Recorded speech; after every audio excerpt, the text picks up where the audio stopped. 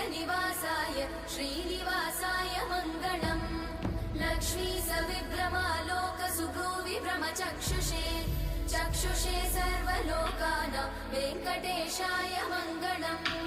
श्रीवेङ्कटाद्रिशृङ्गाग्रमङ्गलाभरणाङ्ग्रये मङ्गलानां निवासाय श्रीनिवासाय मङ्गलम् सर्वावयव सौन्दर्य सम्पदा सर्वचेतसां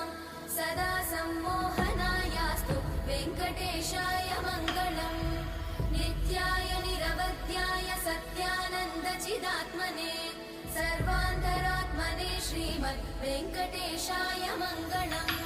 स्वतः सर्वविदे सर्वशक्तये सर्वशेषिणे